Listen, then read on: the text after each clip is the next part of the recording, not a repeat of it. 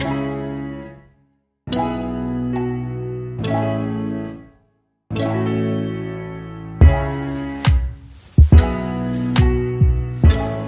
and welcome to Mobile World Congress, and I'm joined here by Evan Dixon, who is the Managing Director of Viasat Europe.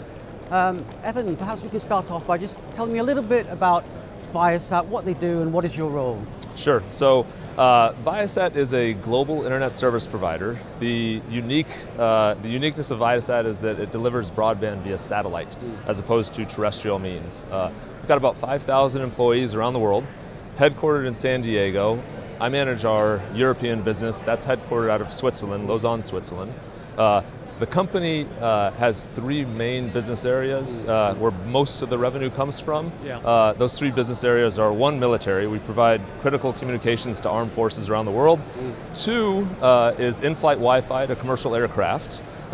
And three is residential broadband. Okay. We've heard a lot about the European Union 2020 strategy and very stringent broadband targets, a fast broadband. Where does Viasat fit in with that?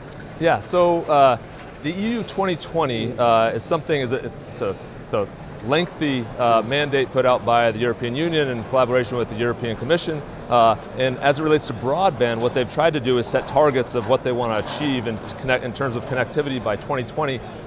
So those goals are, they want 50% of the population in EU member states to have a 100 megabit speed available to them, and then they want 100% of people to have 30 megabit speed to them.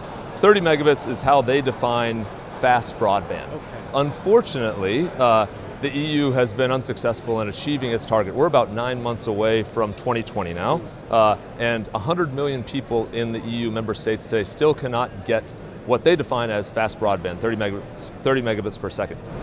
So Viasat's role in that is that we have a satellite right now that blankets Europe, and that satellite today offers 50 megabit per second speeds. And so single-handedly, we are able to fill in that gap, to help fill in the gap that the EU 2020 has fallen short of, right? And so one of the big objectives for us is to make sure that people understand that if they have a need for fast broadband, satellite is a solution that they should take consideration to. Yeah, so that sort of fits in very nicely with 5G. It's obviously a big talking point here. Now, where does satellite fit in with 5G? Does it coexist with terrestrial? Does it compete?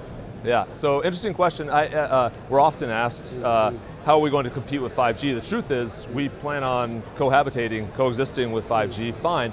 We're going after different markets. So 5G is going after primarily the mobility market. We're going after fixed broadband in people's homes. And then they're more urban focused. We're more going after the suburban perimeters around cities where people have been left behind, where fiber building just fell short, it got too expensive, and we're going after the suburban areas and the rural areas where people have been left behind.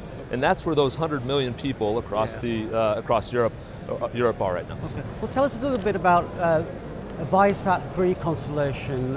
When will that be sort of ready, up and running? The satellite over Europe is going to launch in 2021.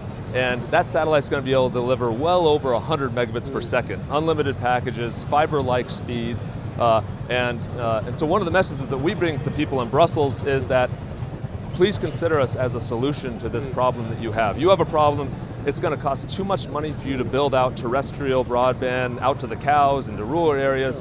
Start thinking of satellite as being a complementary solution to the overall EU plan to connect people. And so we have a 3-satellite constellation that's launching, one over the Americas, another one over EMEA, and the other one over APAC.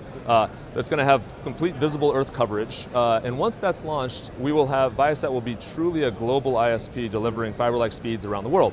Now, the one thing I didn't talk about too is our fastest growing part of our business right now is in-flight Wi-Fi. And so the unique advantage of satellite is that we're not only able to deliver broadband to people's homes in rural and urban areas, wherever you are, because it's ubiquitous coverage, but we're also able to deliver it to a plane traveling at 600 miles an hour, 35,000 feet in the air, delivering streaming services to the seat. Okay, that sounds very impressive, and I wish you all the best with that. Thank you very much. Thank you.